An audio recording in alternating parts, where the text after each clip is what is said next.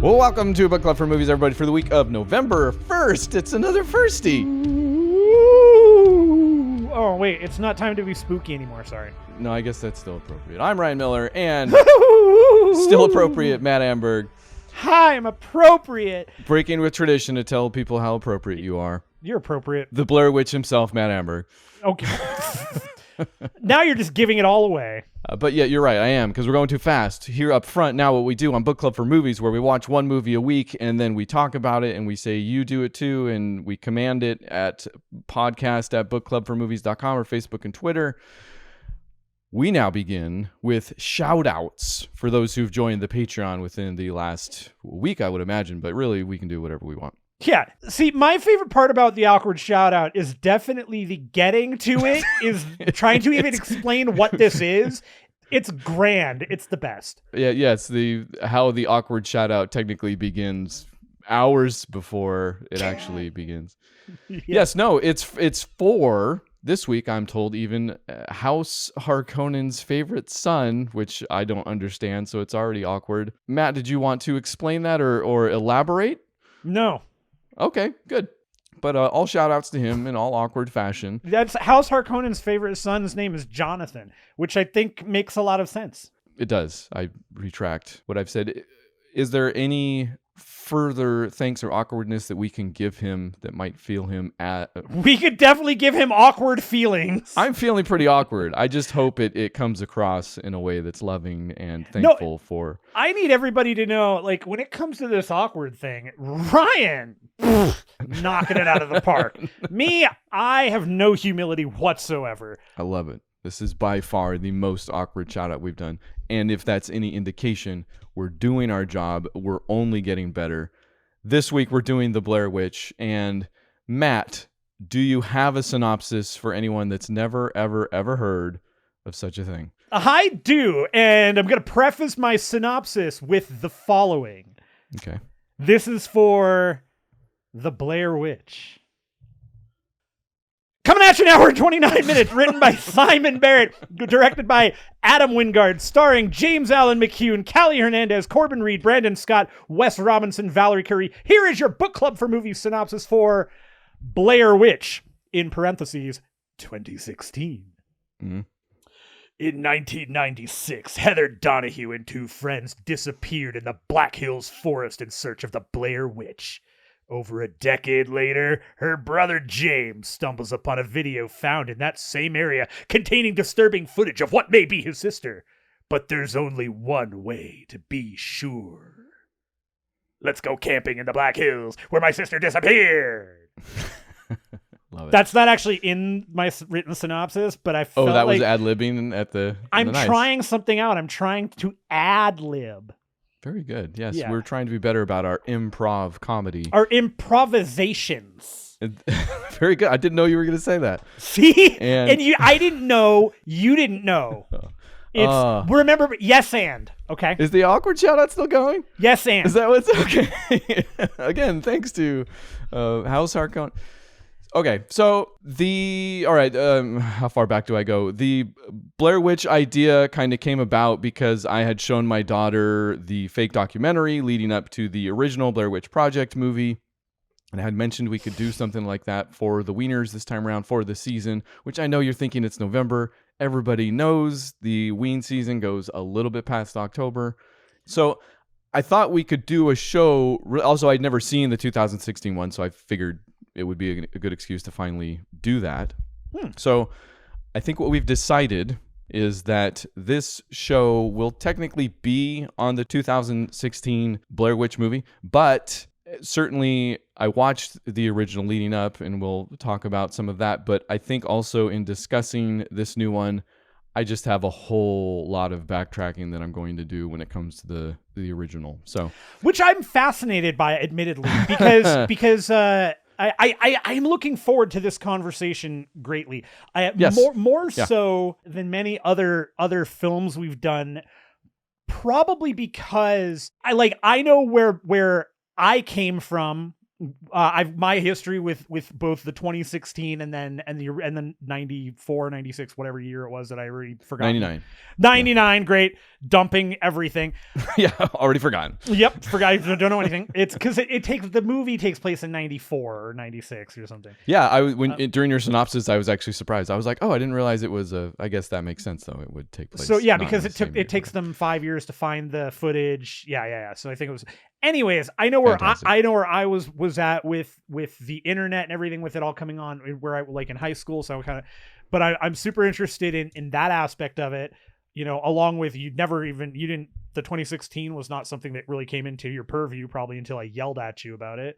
No. I had it. Oh, actually, that's not true. I don't know if I first heard about it from you, but it's been on my list for a long, long time. So I don't know. You are probably to blame. Yes. But then I'm also interested in the follow-up conversation that we're going to end up having to kind of like, wrap all this up with your daughter. Yes, we are going to converse with her directly. And while I will say things didn't necessarily go as planned, I'll explain that maybe towards the end of the film. I think also maybe we can save most of our history with the original for that separate podcast. Yes. But I am curious when the last time was that you watched the original, the Blair Witch Project. The last time I watched the original was a couple years ago, I guess. So, whatever Halloween or whatever point, if you go to the website and search for Blair Witch, I did talk about this one shortly after it came out. I think I briefly mentioned it. The 2016. Yes. Okay. And I watched the Blair Witch Project right around that same time. Okay, either all right, with it or right after it. I don't remember which at that point. Okay. So it's been some years, but it's been a few. Yeah, it's a couple years. I think this time might have been the first time I had seen it, quite possibly since the theater, since I went. So I was really curious if it was going to hold up, and I kind of watched it twice this time around. I've mentioned that a lot of times I'll edit movies for my daughter so that she doesn't have to go through some of the content that, as a parent, I might not think she's ready for yet. And some of that comes to swear words. She's going to swear, unlike me, who swore like a sailor in fact, by the time I was her age, I had probably already sworn like a sailor and decided that I probably didn't need to. So I don't know how her life is going to go, but for our relationship, I won't introduce her to those things. So I edited out all the swear words of this movie, and one of the easier ways to do that is to turn off the video, depending on your laptop.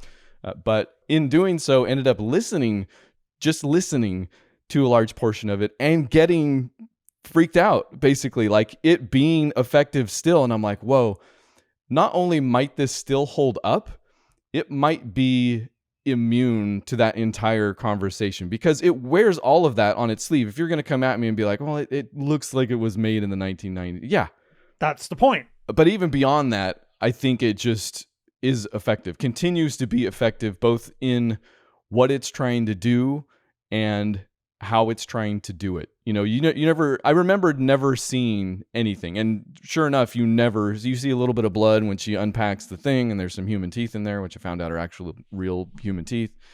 Not hard to get. People, I get your teeth. You want teeth? I get your teeth by 3:00 today with nail polish. Don't ask why there's nail polish on teeth, but boy, they're pretty. They're your own, aren't they? I am. This is not as impressive as I don't want to show you old Chomper here, but I will. But no, it's just listening to it, got freaked out, and then watching it through with my daughter. Just very effective, man. I think it's because it is such a complete package. Like, everything's built into that. Mm-hmm. The motivation, like the biggest criticism I feel like you hear about always, and this is getting into some of what we'll talk about with the new one, is that, why didn't she put down the camera? Anybody would have put down the camera. I'm pretty sure that is kind of a retroactive argument. Like, after you're home for a while or talking with your friends, you're like, man, why didn't she put down the camera? Well, she didn't put down the camera for reasons well established and believable in my eyes in the film. Like, that holds up to me. That is not a criticism that I think stands up to actually viewing the film. No, well, so, I also think that there's a certain level of dedication that comes with filmmaking, right? Like, Like, there is a certain point where you just have to say, okay, this is what we're doing. Hollywood makes it out, where you've got everything planned out to the nth degree. Indie movies are not like that. And documentaries, if they're going to be good, I don't think can be like that. A documentary has to be as natural as possible, because the story for the documentary is created, the narrative is created in the editing room. So for them to create the narrative in the editing room, you need to have as much film as possible. And on top of that, you have to also, kind of to a point, putting yourself in that position again, thinking, okay, well, this is going on. That camera is a lens for you to look through, both literally and figuratively, where it's putting something at a distance, and you're not looking at it with your own eye. You're looking at it through the eye of a camera, and that's almost more comforting. It allows the scare to be like just that far ahead of you to where you can kind of react to it. And I think that's important too. But then also lights and stuff, cameras have those. So in both films, I don't go for that one. And I guess the other part of it being in both films, even in this 2016 one, it's the same thing, mostly because they introduce the one camera, which is the ear cam. Yeah. Like, okay, so that's always recording. Which sounds like a camera inside of somebody's ear, so maybe that doesn't help. It's like a camera mounted on their ear pointing forward. It looks like a Bluetooth. It probably is a Bluetooth. Right. So something like that makes sense to me. And I mean, if she had I think it's funny though, because she's using like a Canon with they have no lights there outside of their, flashlights. And then, she's rocking the DSLR. Yeah. That's right. Yeah. But overall, like it works for me because I think the general concept of being a crazy filmmaker and going, well, I get it. I know that I have to do this, and it's still there. I think that function still works for that character, keeping the DSLR. But yeah, everything you said, even all the high-minded artistic stuff, I think it's built into the Blair Witch Project. It Agreed. Really is, and it works perfectly fine. I think that movie holds up. I was absolutely more impressed. I think we'll get more into it, like I said. I will keep referencing back to the original as we go through the 2016 one.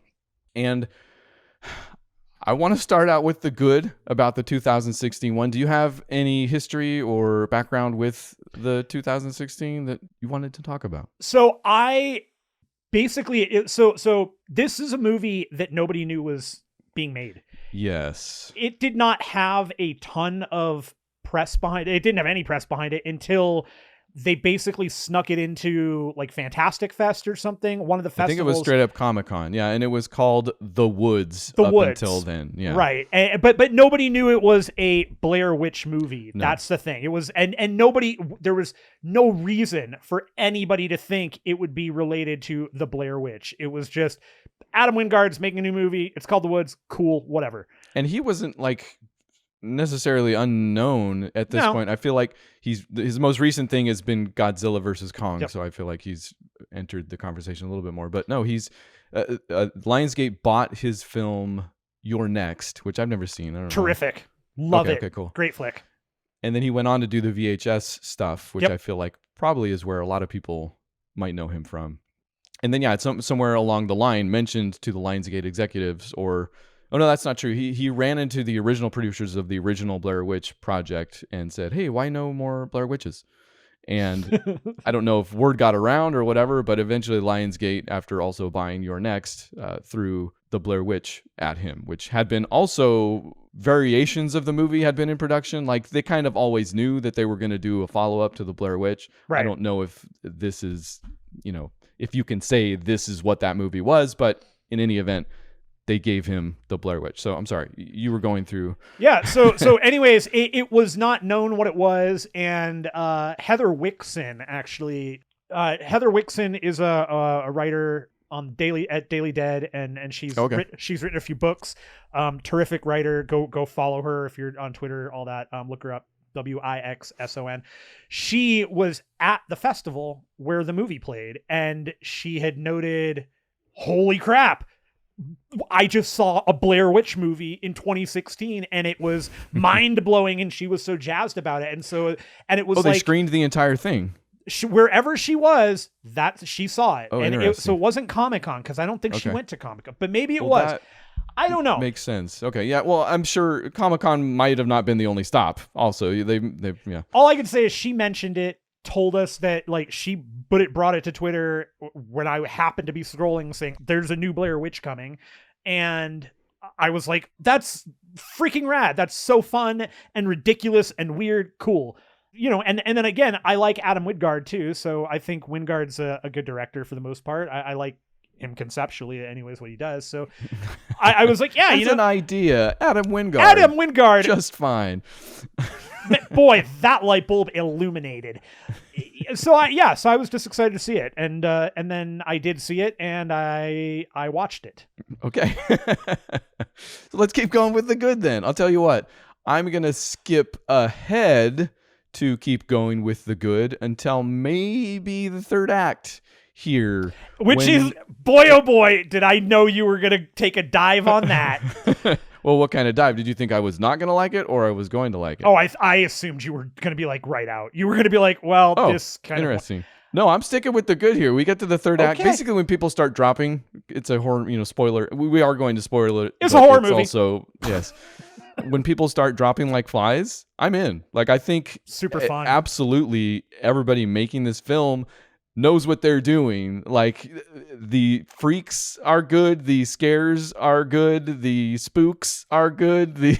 What do you want? Like, it's all, I like it. No, it's good. Okay, all right. You know? I enjoy the movie all the way through. Like all the way through. Yeah, okay, so I don't have any problems with this movie, especially as a follow-up to Blair Witch.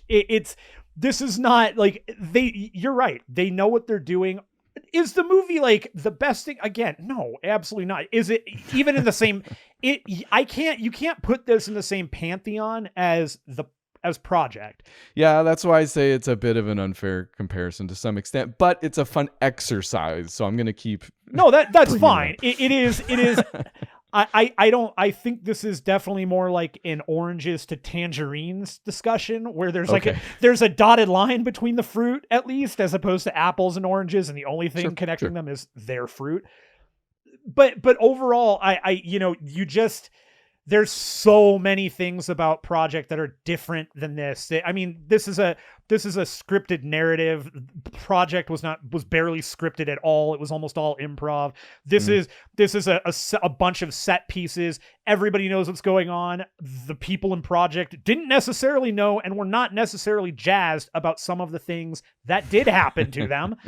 So, there's a lot of differences here. What this movie does as a narrative, picking up from something that that mind-blowingly is, I don't want to say the originator of found footage because I don't know that that's really true.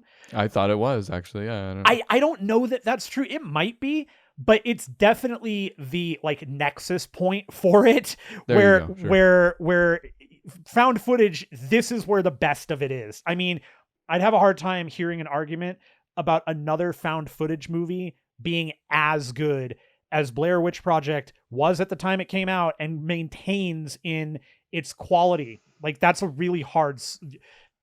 I don't know. I don't know if that movie is out there for me. Maybe it is. I'd love to have that discussion. Bring it to me, book clubbers. I feel like the next one you hear about most often is Paranormal Activity, which is also amazing, fully scripted. So I feel like that might have been the movie that took it to the next level, that figured it out. Because, the 2016 Blair Witch feels in between.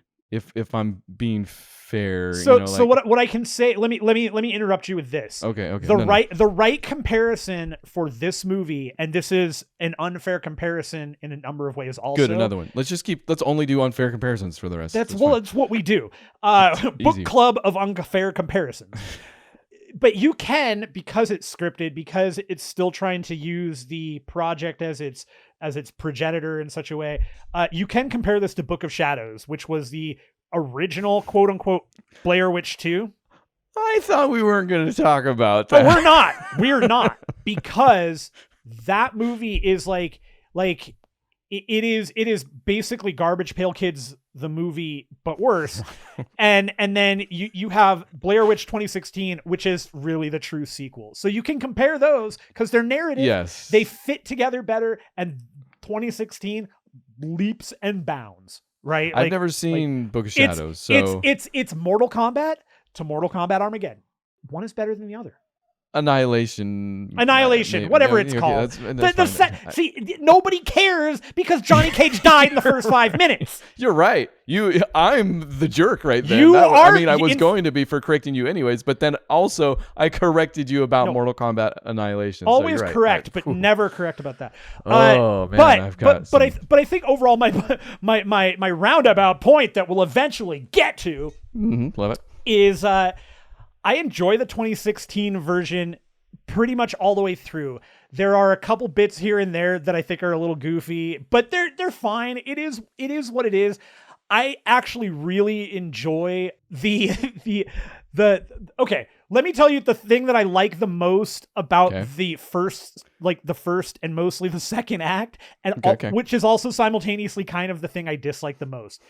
Intrigued. I enjoy all of the characters together in the group at the beginning when we're getting the introduction to the brother, to his friends and all that. Lisa. So I actually enjoy all that. I enjoy the whole, we're going to go out and we're going to test all of our equipment stuff while we're out in the noise, and we're going to have fun and drink and all that stuff and talk like this is going to be our preamble. I liked all that. I like the idea that there's some dinguses in Maryland, which is where the movie takes place, in Burkittsville, which is outside the Black Hills Forest. That's where the Blair exists. Yes, it does. But Burkittsville and the Black Hills Forest is where Project took place. So this is all trying to be accurate. I like that idea too. I think the big problem that I run into is how obtrusively stupid those characters are. The two groups are with each other. They're so mentally blocked by each other, and it's so weird. And it's that one line. There's that one line that totally solidifies it for me, and it's a joke line, but it's the line that where the goobers from Maryland are too serious, and the people not from Maryland are not serious enough, and it doesn't ever mesh in a way that makes sense to me or something. But it's a line where the guy turns around and he goes, and they're like, are we going to get in trouble for being out here? And the guy goes, nah, nobody cares about anybody being out here. Nobody living anyway. And then all of the group we start with just burst, they're all cracking up. And that guy is deadly serious about what he's saying, how he said it, and then is very offended by them laughing at him. And it's I don't know, man. There's something in those moments that kind of that are maybe the things that I like the least overall. And I still am it's fine. It's okay. I get past it. It's certainly still fine. I think what you're getting at is my first note. And it's that I think we're seeing the difference between, because you're right, the Blair Witch Project was completely unscripted. Besides they would receive notes in film canisters with their names on it, so they knew if that was for them or not. So they would receive their different directions in that way, and then they would produce the scene from that, essentially. Otherwise, the filmmakers were completely hands off, Right. So in the 2016 version, it's just straight up scripted. It's completely scripted. I'm sure there was some playing around with some stuff. In fact, during the hotel scene, I guess, which lasts maybe a minute in the film. Yeah, what? They had hours worth of footage, and Wingard goes on about, sometimes you need to shoot for that long until you finally get something that seems true, so I feel like they were using some of those techniques, but also I feel like in the end, when I say everything's built into Project, they're okay, here's your 2 lines of direction. Now you need to act like a wannabe film student. Right. And guess what they were? Right. Wannabe film students, so it's all built in there. Whereas here, there are obviously aspiring actors and actresses. In fact, I recognized the girl who plays Lisa, even though I couldn't have told you from where, but Callie Hernandez. Me too, actually. Okay. And then when I saw her name, I went, oh my gosh. And then we had to start recording, and I didn't have the time to go look her up. Yeah, I couldn't tell you what one thing I actually recognized her from, but she Alien Covenant, maybe, from the trailer, even, I don't know. Probably know her. I didn't remember her from this, but she was in The Endless, apparently. Oh yeah. Okay. Yeah. Okay, She all right, was so. she was the she's the one. I think she's the girl. Okay. Yeah. Yeah. Yeah. All right. And La La Land, but I don't remember her from the. Again, Anyways. aspiring actors and probably good actors in their own right, but I think when you give material like this to them, because the Blair Witch Project is still manufactured in a way, Sure. Sure. whereas here you can tell, which I know sounds weird, but I want you to know that what you're describing right now actually is perfect, because you are hitting it on the head. And there's another movie that this just the dovetail here is kind of crazy and weird, that everything you're saying fits. And it's another found footage movie, and it's called Diary of the Dead. And it was George Romero's second to last film. Oh, interesting. And the entire movie, the premise is kind of, I can't remember if this is real or if I'm just making this up, but I feel like the idea of the movie is supposed to be like Night of the Living Dead. It's the day it starts. It's when it begins, and somebody has a camera and they're going through everything. But it's a zombie movie, right? And it is totally scripted, and everything you're saying about the movie, like it totally, I think it came out a few years after, 2005, maybe 2009. I don't know, but it wasn't too long after Blair Witch Project. Because of course there were a bunch of found footage. Oh movies. yeah. But the everything you're saying fits for that movie too. And I think what you're running into and where you're bringing me to is that this is the overall problem with most found footage movies. Yeah, it can be. I think this is where we're running into the most apples and oranges, because you can't just do what the Blair Witch Project did for every found footage movie, right? Like right, you can't just you cannot, even for another Blair Witch Project, which again, I haven't seen Book of Shadows. I don't know if they tried it again in some way, but no, not at all. It's lightning in a bottle as far as that goes. And the genre needed to evolve, and of course would evolve, still being a movie, into something that would be largely scripted. So you come into this, people, creators, artists trying to create a thing that looks like it was not created, in a way. So right. I get that, and I can see why that would be a pitfall. I think when it goes bad, it gets cringy. Because honestly, that's how I felt. I don't know if I'm using that term correctly, but I felt a little cringed out, at the beginning of this film, because I could tell they were obviously actors trying to act like they weren't acting. It's just, sure, you get used to it, is maybe the best I can say. I didn't feel like this the entire time, and certainly by the third act when I said stuff was popping off, I'm in. But for the majority of it, it just feels fake, and it's, what can you do? Like, no, I can understand that. I think where you and I diverge on the why here is probably more along the lines of my expectations with horror films, where yes, these do look like actors trying not to act, and they're not necessarily great at it, but they're certainly not the worst. Whereas I can't count the number of movies watching actors trying to act that can't act at all, doing nothing at all for the film. So I would prefer that, though. Like that, I can, I don't know what it is about that is more acceptable. Yeah. And again, I like that too. So it's, I'm not the right guy for that discussion, I think, when it comes to these movies. But while I agree with you, like I said, I agree with you. I think that they don't come off realistically, and I think that's one of the bigger faults is, a simple thing would have helped, and it does help. I can say, at least in my very limited experience as a thespian, if I need to be referred to, like if I'm trying to play myself on stage, but just be me, just call me by my name. There's no reason to rename all these people. We didn't have them in our our history books of Blair Witch, so that's not it. If you're trying to hide the movie, that's the character names don't matter regardless. I mean, who cares? So I think that might have helped if they had just stuck with their real names, but they didn't. So there's that.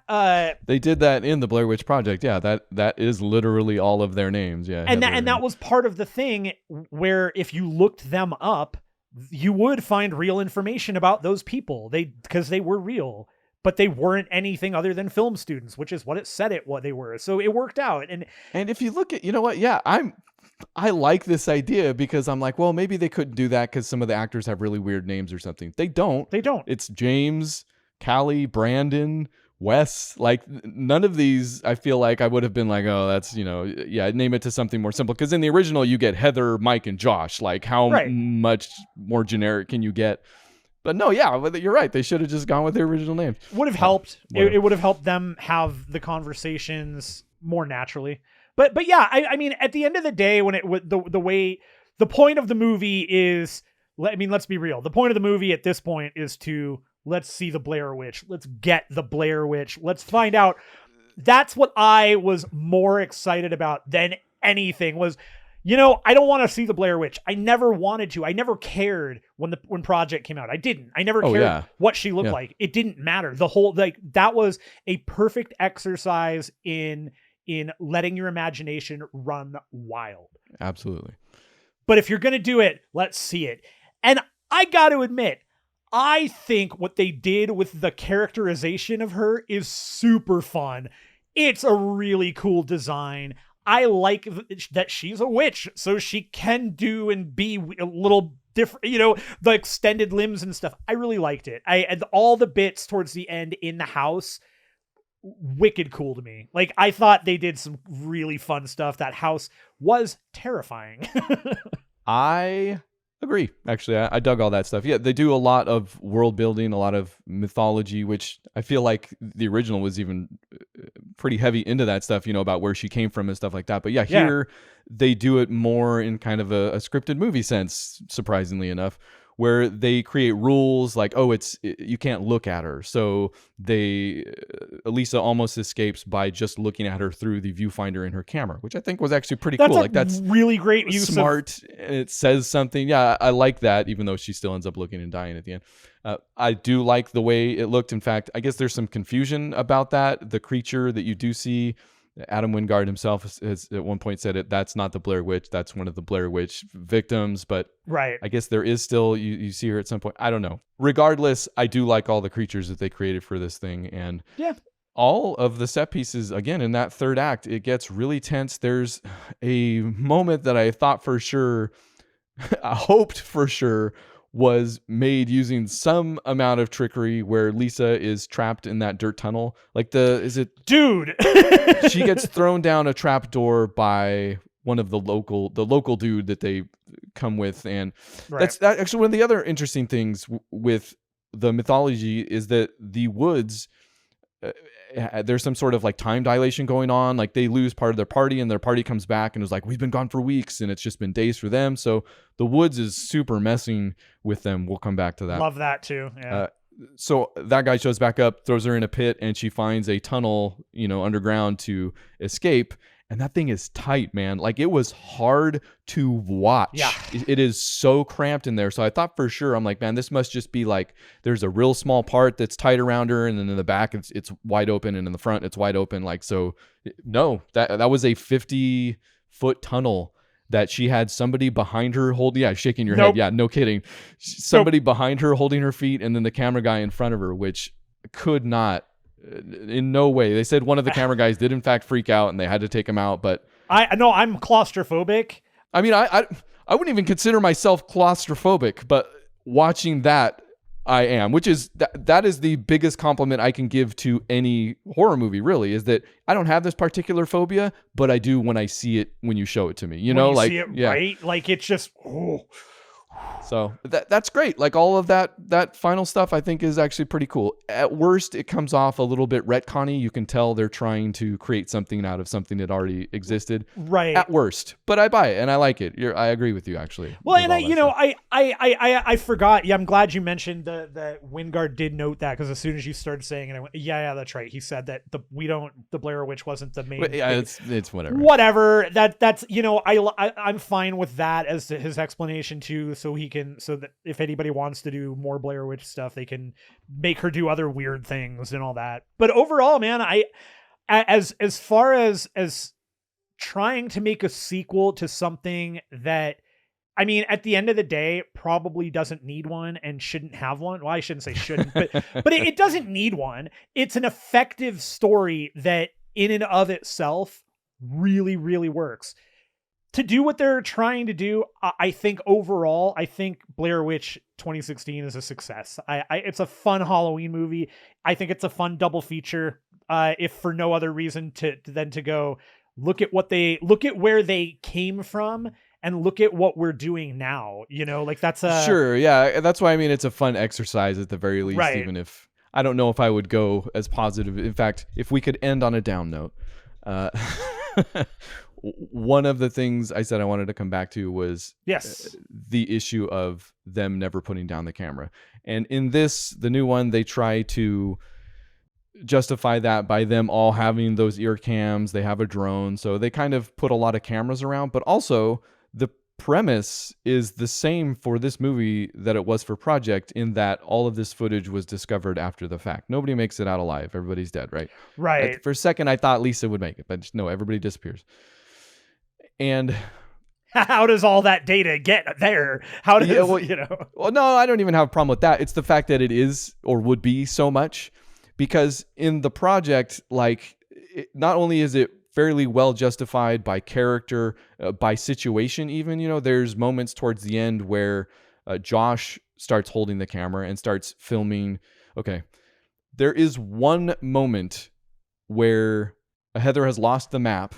And I think it's the freak out when he flips at her. It's so good. But I think it's Mike that's holding the camera on Heather while she explains that she lost the map. Yes, that I think you're right. Is the only moment I think where maybe it doesn't work, because Mike has been pretty hostile towards put the camera down for the entirety of the movie so far. So the fact that he would keep it on and hold it there, I think why they did it is because they probably realized that Heather was just never going to be on camera if they stuck with this. So they were probably looking for reasons to put her on camera, for gosh sakes, that's the only moment though. There are moments where Josh gets the camera later where he's very hostile, openly hostile, mocking Heather. That all works. All of that still works. Why somebody would have the camera.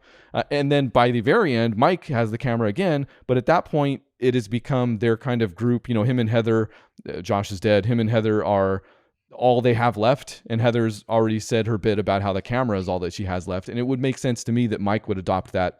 It has become kind of their tether to the reel to some extent, very cool. All of that works. It also makes sense though, in the end, when it all gets put together, that it would get put together in that way. There's only two cameras. One of them has the actual 16 millimeter has a DAT that goes with it that they eventually lose. One of them is a video camera. So it all makes sense that all of that footage would end up together. Sure. 99% of the time. There's a couple cuts that probably I only noticed just kind of looking for that and being an editor. But for the most part, even then it still works because it's really haphazard. Here with the 2016 one, not only would it be so much freaking footage that obviously there would have to be a lot more editing going on. Sure. So even if it were true that all this footage was found and everybody disappeared, it would still mean that somebody sifted through all the footage and edited together, the scariest version of it or whatever, I get that's all out in space, but no, it's funny because it is just one of those, you kind of have to wonder if that's a detail that they just kind of went, it is. Absolutely it is. Yeah. They're like, well, when you think about it, it doesn't hold up, but don't think about it. Here's my headcanon. Oh, I love it. I love this part. Okay. This is my headcanon.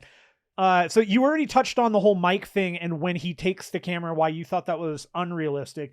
But then I'll take it a step further and say, and go the opposite direction and say, I think it's actually in character for him, because the way I read that scene was he at that point was so fed up with her behind the camera, never being in front of the camera. He's jamming the camera in her face. Where's the map, Heather? What's going on, Heather? Like that was never to me out of character. I can see why from when you say it the way you're saying it. Yeah.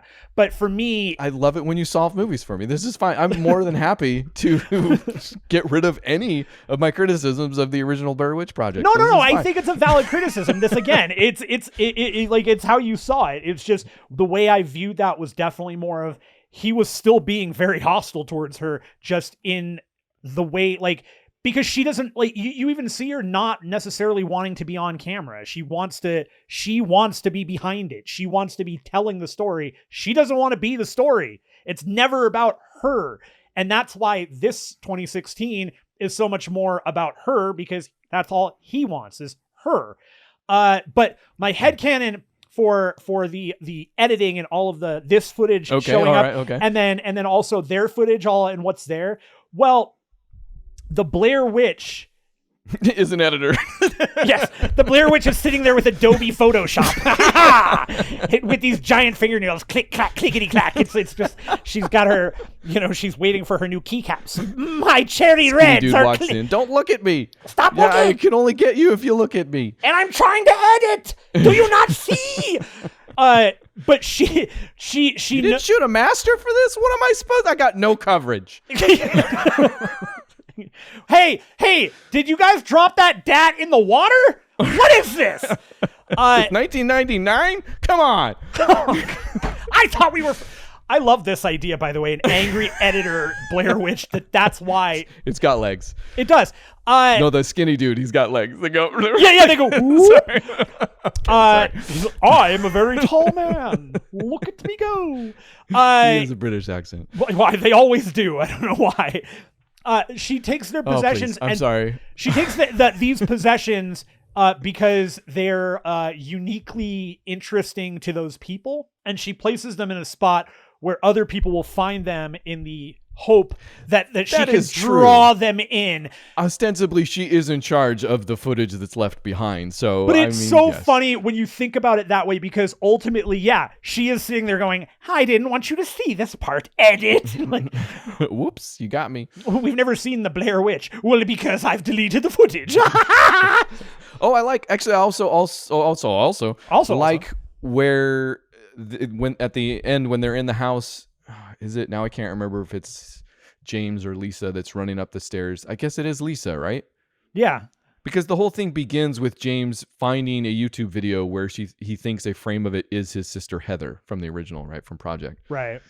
We see that frame in Lisa's footage at the end. So it's this recursive thing, right? Where, again, the movie doesn't really support it, but I thought it was a nice touch. Like, what are we actually watching? And the woods are...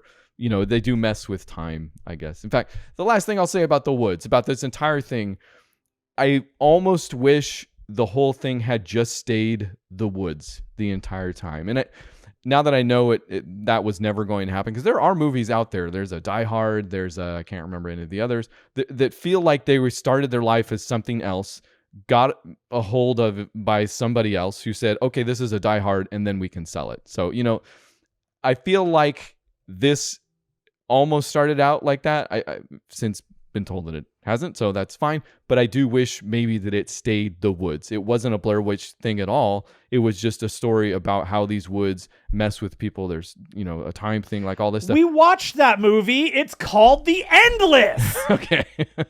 You had issues with it. Callie has it in her contract now. I did The Endless. I can't be in another Endless like time dilation movie. That's it. That's all I do. But you're right. It's fine. Watchable. I it. might even edit this one for my daughter someday. There you go. Well, that's the highest compliment it can get. Edited for child. So for this, the final ween of the season, I will give it 91 stars. Out of 94. Excellent. So go watch The Blair Witch... parentheses 2016 or don't, and talk to us at podcast@booklovermovies.com or Facebook and Twitter, or again, Patreon. thank you and repeated shout outs to everybody in just this form, not by name. And go there yourself and check it out, please, and subscribe, and you'll get 3 posts I think that we've done so far. There'll We're be posts kind of weekly on those. We'll see what's happening, and we got the newsletter. It's coming. It's coming together. I showed Ryan my gigantic notepad of stuff that I've got. Looks beautiful. We've got some stuff that there will be some announcements in the newsletter that will be for patrons only. And the other thing that's going to happen when the newsletter rolls out, which I'm thinking is going to be next week, probably, will also be given exclusive access to view the artwork for our brand new t-shirt. Oh, wonderful. Okay, and cool. You guys will also, all the Patreon patrons will be given an exclusive ability to buy that shirt first. It's amazing. Like, I'm not... Okay. I promise. It's not just because I work here. That artwork is fantastic. It might end up on my wall. Is that legal? I don't know what the rights are on it. We've paid somebody to do it. That's how amazing it is. It's fantastic. I can't wait. I'm going to get a shirt myself. Let's put it that way. Yeah, I'll be ordering multiple shirts. Okay. So stay tuned for that. Come check it out. And thank you again. Matt, do you have any other movies you want to talk about for the rest of the show? I have no rest of the show movies for the show today. That's fine. I can carry it. What if in the woods, besides the Blair Witch, you found Nicolas Cage? Is he a pig? And his pet pig. And his pet pig, baby! You seen Pig? I have not seen it. It's on my list. Do you love it? See Pig. Everybody see Pig. I'm going to see it. I like Nick Cage. I like Pig. It's not what you expect. I feel like... Don't expect anything from a Nick Cage. There you go. Maybe that's my problem. I just feel like, obviously, you never know what you're going to get from Nick Cage, but I also feel like we most often talk about the times where he just goes off, or whatever you want to call that. Yeah. I don't know if I consider this one of those. It's just a very interesting film. It does look very beautiful as well. I've seen mixed reviews on it, and I guess if you've seen the criticism that there isn't much there, or there's not much to it, I would challenge that somewhat. I think it's very much worth watching. This is, I know, very cryptic, but we can talk about it when you see it. I have no I'll watch it. doubt that you will see it. Yeah. Yeah. I'll put that on my watch it sooner than later list for sure. And the other thing I saw, what turned out to maybe not be a movie, but there's a new Muppets Halloween thing on Disney Plus. Oh my gosh, Gonzo in the Haunted Mansion. Yeah, did you watch it? With Pepe. With Pepe the Prawn, which Pepe the Prawn is amazing. We love Pepe. These are the two mains for this thing. Like, Kermit's not even in it that much. It is. Okay, so we got about 75% of the way through it. And okay. We got pulled aside for something and we haven't finished it yet. Loved it though. Every second of it, super, super great. It's not something that maybe you can't stop watching. I guess I could see why maybe something interrupted it. But yeah, it's not the best Muppet thing. It's somewhere between I'm happy to see the Muppets again. They're doing their thing where, the jokes don't land as much as they used to. And whenever you hear Kermit talk, it just takes you right out. It's not Kermit. Yeah, it is definitely the worst. But it's fun. I liked it. It's cool. Yeah, we were really liking it. Yeah. Yeah. So maybe the last weener of the season. So there you go. I can't imagine they take that down either. Watch it year round. There you go. Yeah, probably. The other thing last thing I wanted to mention, because I feel like I've been slacking and I want to get back into this now that the Ween season is sadly over. But I did finally finish The Fate of Lee Khan, which is the latest King Hu that I've been trying to get through with my daughter for probably months at this point. In fact, I might have already mentioned it at some point, because in the time between me having my big long list of action movies, I've added chronologically speaking, I've added 5 more before it. So I probably stopped a little bit to go back in time because I'm trying to watch them chronologically. But I finally finished The Fate of Lee Khan, and it's notable for being another King Hu. We've talked about Come Drink With Me and, oh my gosh, A Touch of Zen. Yeah. Which both just gorgeous films, just absolutely gorgeous. In fact, the most gorgeous of any of these that I've been talking about, any of these early examples. And The Fate of Lee Khan is very much in that vein. For some reason, it's not talked about as one of King Hu's best necessarily. And I don't know how much of this I like Sammo Hung quite a bit. We've talked about this. Yeah. There hasn't been an intervention yet, but so far. Great TV show. It is a great TV show. Are you watching it? Did I give it to you? Yes. Okay. Sure. Okay. But this is one of the first that he has an actual choreography credit on, or action director credit. I forget what it was back then, but he did all the kung fu for The Fate of Lee Khan. And I don't know if it's me bringing some of that to it, but it does feel different. The choreography feels integrated in a way that I feel like I haven't seen. It's a story that follows, it's almost like Come Drink With Me in that it takes place largely at an inn, and one of the occupying Khans, I believe, think Genghis Khan or whatever, has come to the inn, and there are spies. So it's kind of a spy thriller back and forth. You don't know who the spies are for and against for a little bit. So there's some of that to it as well. That's really interesting. But some of the spies are these 4 waitress girls that the lead spy, there's like I want to say dueña, but is that an English term that you understand? No. A female owner of this bar that there we go. that has hired these girls that are also kung fu fighters. So sure, while the male guests are manhandling them, they are doing these subtle like kung fu moves to fight them off while they're doing the waiting tables and stuff like that. It's super subtle, but I feel like it's something that Sammo with Jackie Chan, the whole new wave that they kind of spearheaded, brought to film with all of their environment. Think of Jackie Chan and all of his environmental, like he's bouncing off of walls and right. Very much integrated. I feel like this feels like the beginning of that. I don't know if that's true, but it feels like it to me. And sure. Regardless, a super fun and just absolutely, again, gorgeous film. So yeah, in fact, strangely, I would say if you're going back, because I'm coming to the end of my King Hu trip, I think I only have 1 or 2 more, so maybe I'll correct this. But I feel like if you're going to do a King Hu film and you want one that's representative of him, you say you just want one from each director as you make your way through, I would say this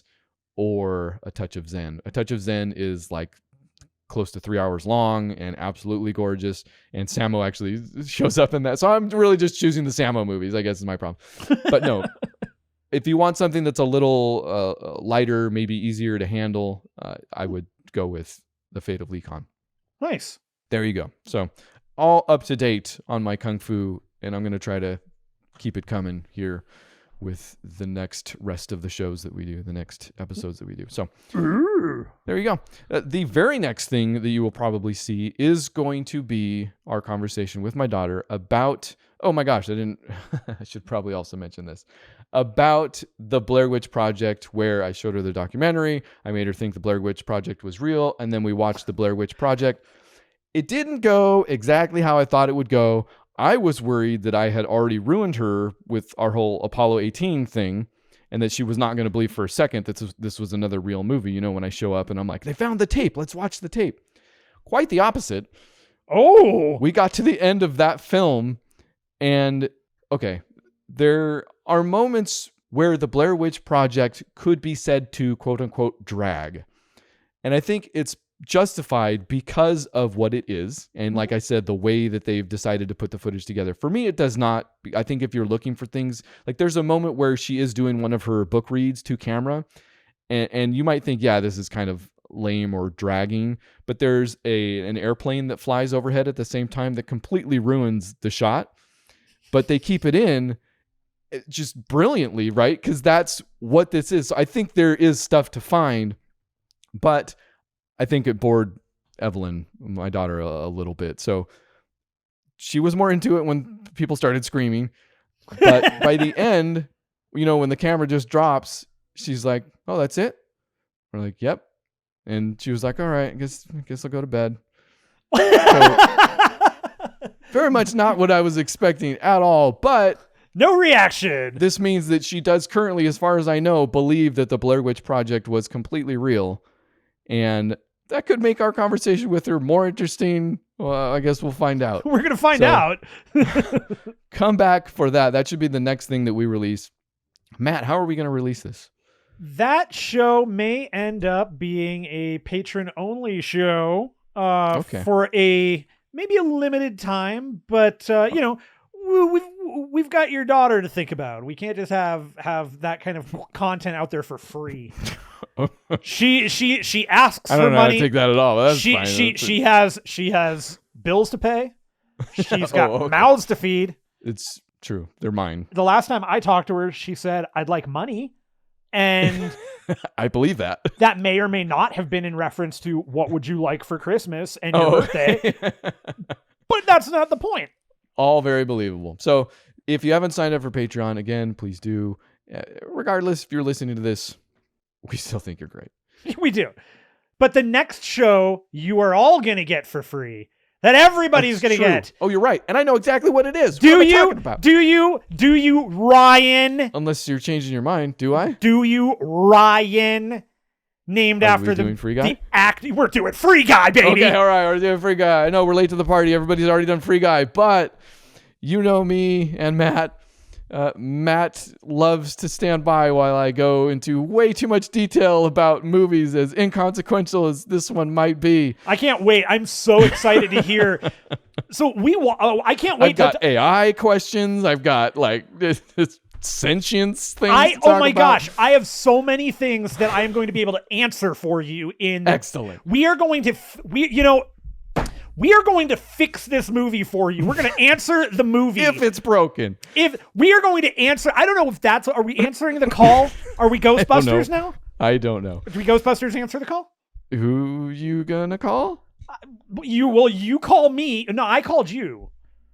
Yes, you call. Free Guy! Hey, so that's next week. That is patrons, next week. Let me ask you a question. Oh no. I bet you all know what the question is too. You regret this yet?